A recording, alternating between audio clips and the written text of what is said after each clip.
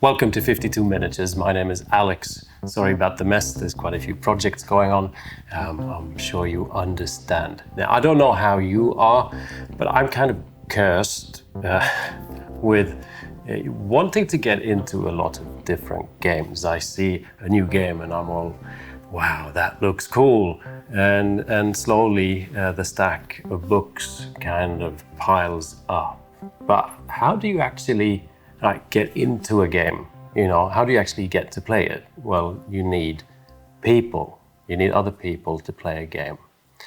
And if you get into games like Warhammer 40k, Age of Sigmar, Infinity, the larger games, you're kind of likely to find someone in your neighborhood or around you or at the game store that you can play with.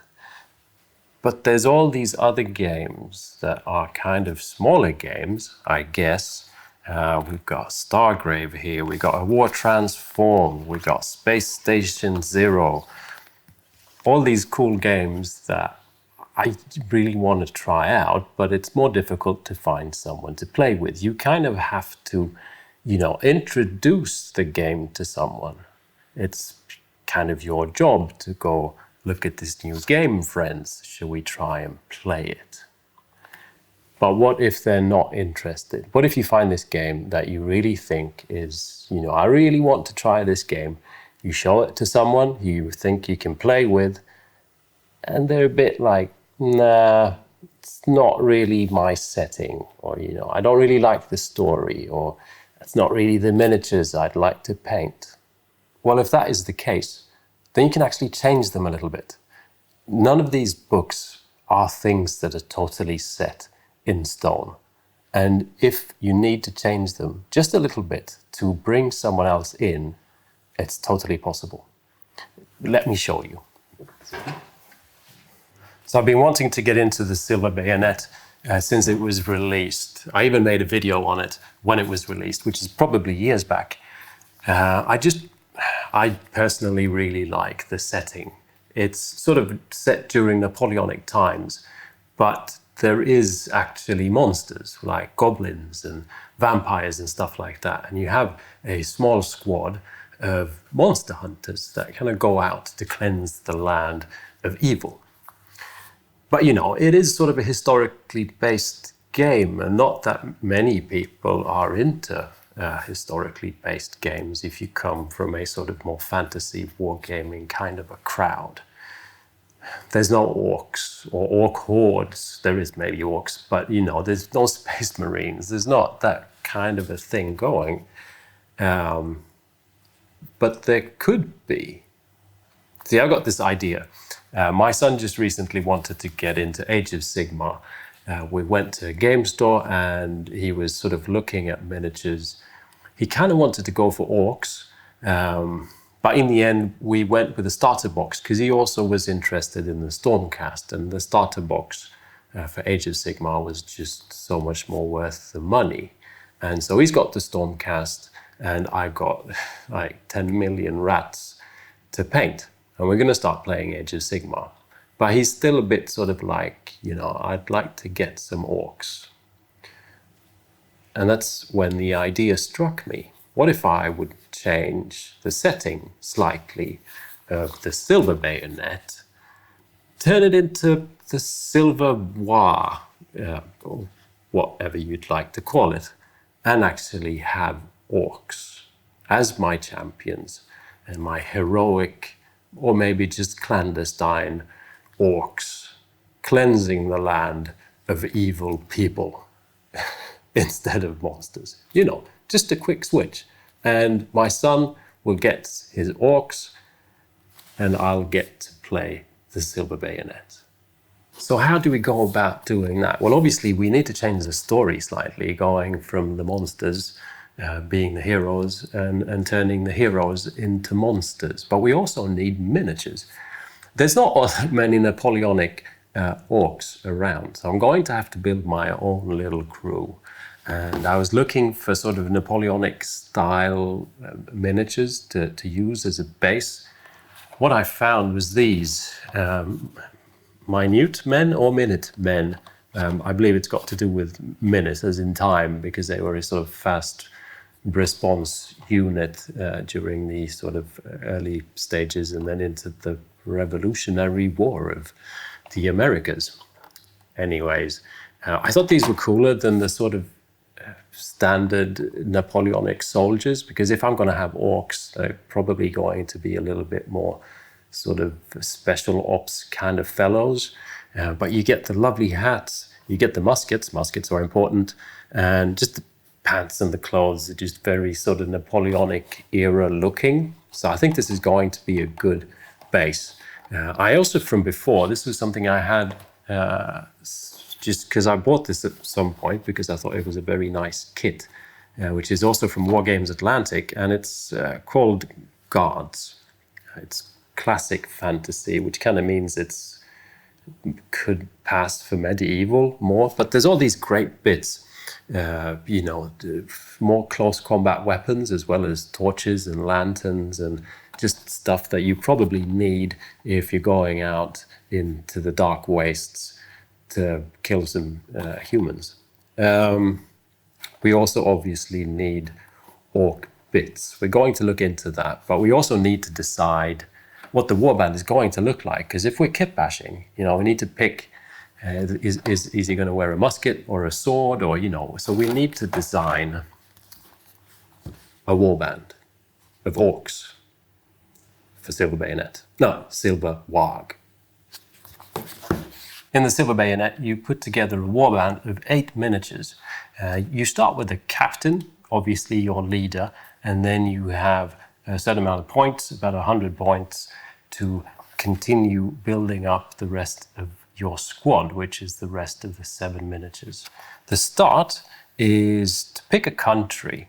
Obviously, there's no orc country, but I'm going to go with Britain because I have this idea that, you know, the world is a bit strange. Possibly the Queen has a secret service going. That sounds like a fun story. And the special ops section of that, you know, secret service is a squad of orcs. She could be a human queen, but, you know, whatever. It's just fun stories to keep the narrative going. So I chose Britain, and then you start with, you know, your officer, and it has certain stats. There's lovely art, by the way, in this book. And you pick some equipment. So with the equipment, that obviously changes how you're going to build the miniature. And I'm actually picking the equipment to suit what I have in mind is the style of the miniature, and I don't care at all if it's good in the game or not, because I'm playing for fun. So obviously a blunderbuss sounds really cool. A breastplate really suits an orc.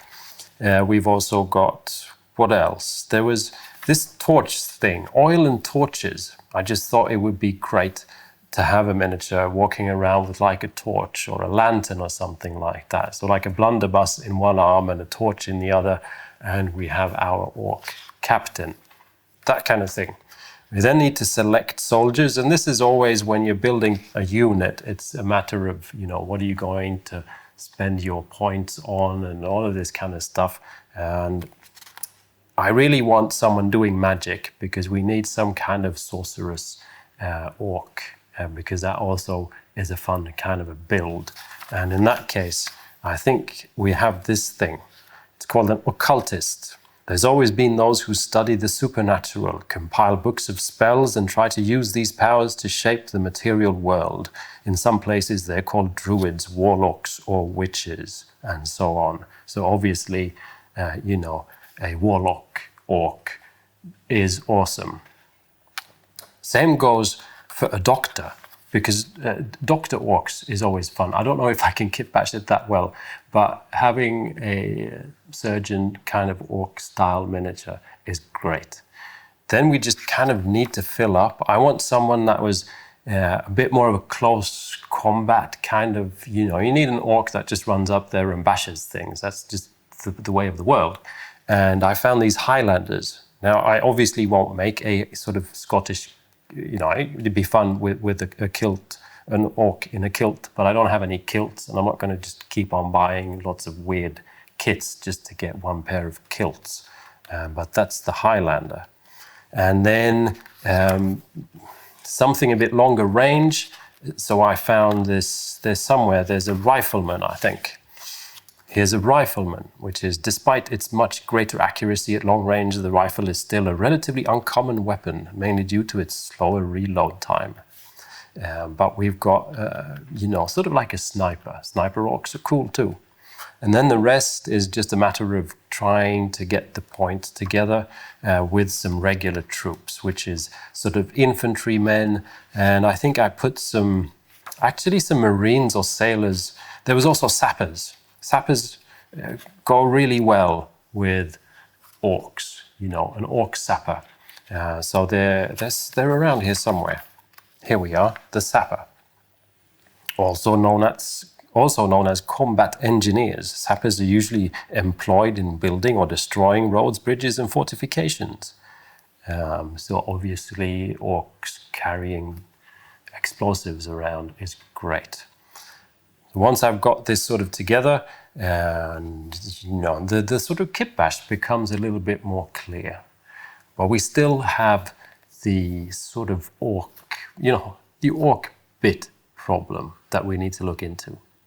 My first idea for orc bits, especially orc heads, was because I have the Dominion box from way back, and I never really built the orcs, and so there's plenty of orc bits left, and they've got really great sculpts and great heads. But when I compared them to the minute men or minute men, then it's just not going to work. The heads are comically a lot larger, unfortunately.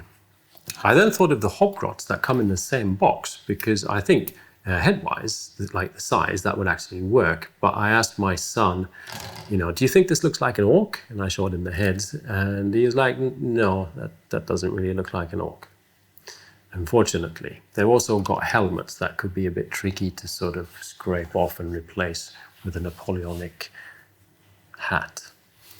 So I had a look online, and I was thinking about these sort of Lord of the Rings things from Games Workshop, because the scale is smaller, and I was looking through both the Lord of the Rings and the Hobbit different orcs, and they don't really do it for me. There's all these, I don't know, they're nice, but it just doesn't really suit what I'm going for. I really like these. It's from a game called Warhost, and the orcs are absolutely stunning, the faces and everything. And I thought, this is it, They're sort of Tolkien-esque, but they're sort of gross and grim, and I thought this is going to be really cool. And I was going to order them, and I found out that they were in metal. So this was a bit of a conundrum. So I figured I'll 3D print some orcs, because I have some orcs that I really, really like, and I'm going to use those heads. It's kind of cheating, but I do have a 3D printer, so why not? But this is always sort of going to be the conundrum if you start kitbashing, is finding things of the right scale. So if I would have had bodies of sort of Napoleonics that were or inspired by the Napoleonics that were just slightly larger, I could have used these lovely orcs from Age of Sigmar. But unfortunately, my Minutemen are really tiny, and that sort of narrowed my decisions, because frankly, kitbashing metal is also a bit of a hassle. Let's have a look at those orc heads I was talking about. Now, these two little grey heads here are two heads from the Long Snouts, which was a Kickstarter not too far ago, and it's sort of real scale. I've painted some before. They sort of look like this. But, I've shrunk them down, and I think I've shrunk them down too much. These are printed at 50%. The green fellow next to it is actually a gift that was given to me from Guy at Midwinter Minis, and that's a sort of a regular 40k orc-ish scale. You can see there's a bit of a difference here.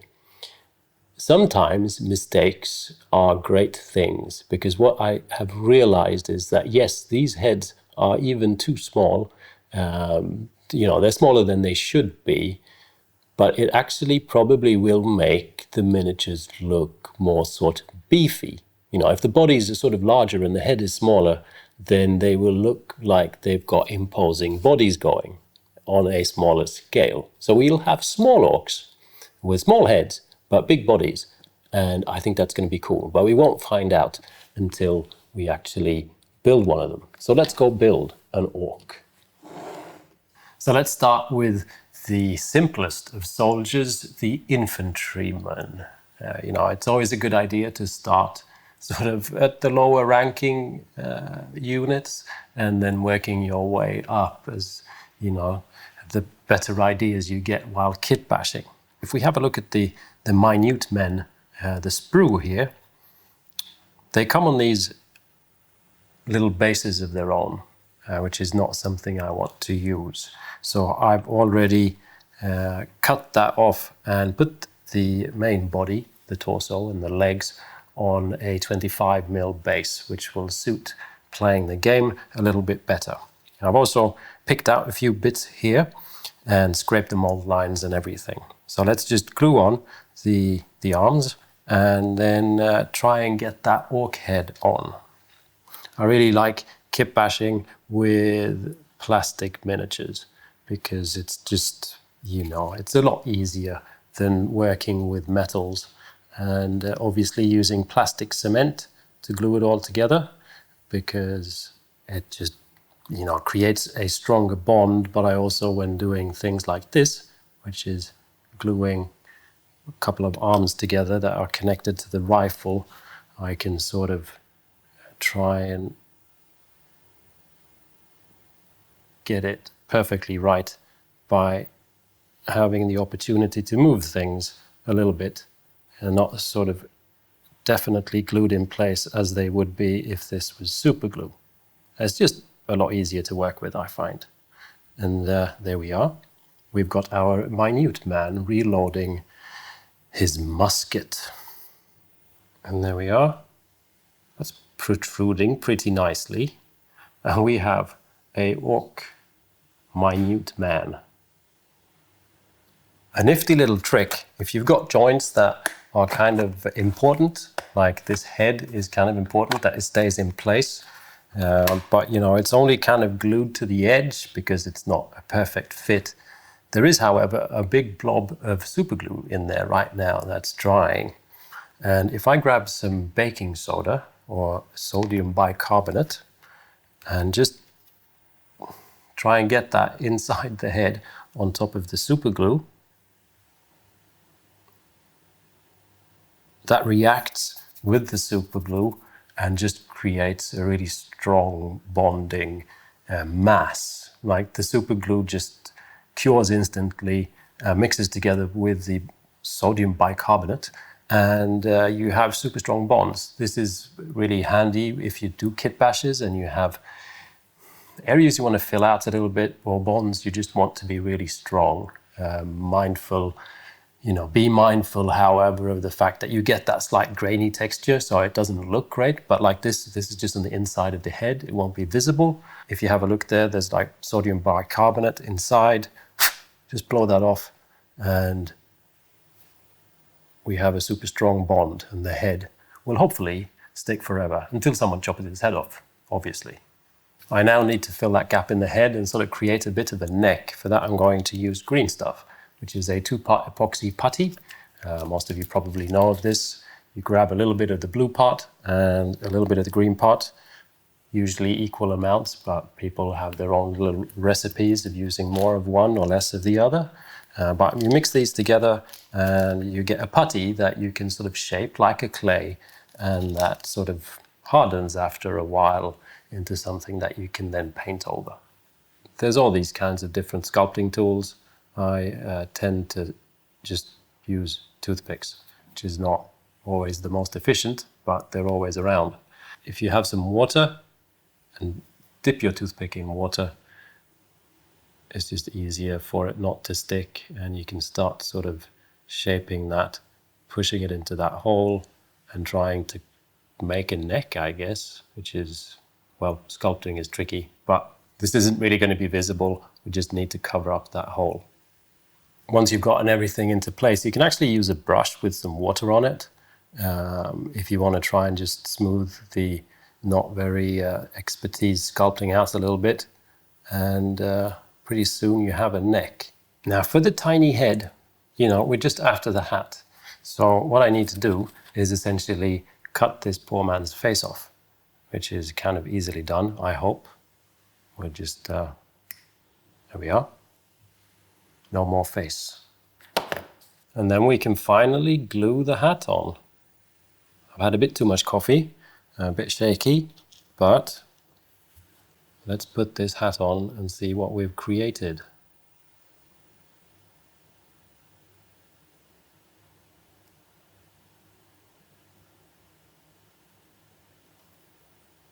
And there we are, first Master Orc. It's looking pretty funny. Do you see what I mean about the fact that because the head is so small, the rest of the miniature actually looks sort of large. So we've got what sort of looks like a chunky orc with relatively large hands compared to the face. Obviously, compared to other miniatures, it'll be a pretty tiny face. But as just, the one miniature, if you see them all together in a warband, I think that's a pretty cool look. It gives that sort of orc vibe where things, weapons are large, hands are large, and I like it. This is, we didn't do much of a different style here. It's just the head and then the minute men.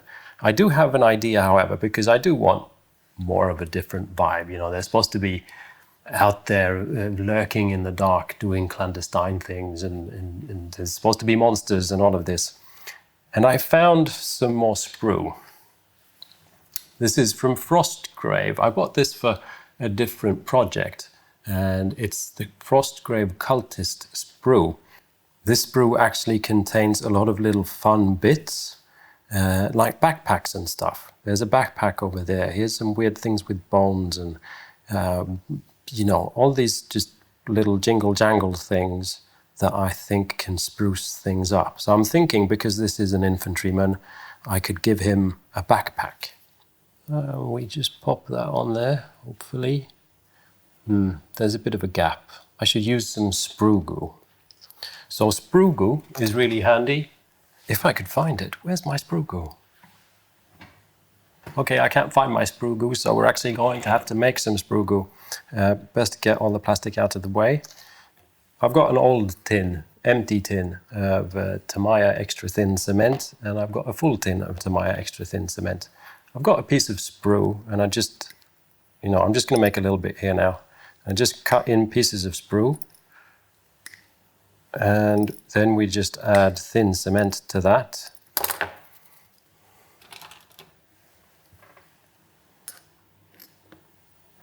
And the glue, the thin cement, will dissolve the sprue eventually. And you get a sort of paste that is actually just melted plastic. Once all the sprue is melted, we have this sort of grey goo that we can use, in this case as a filler and as a glue, and pop it on the back of the miniature, like so.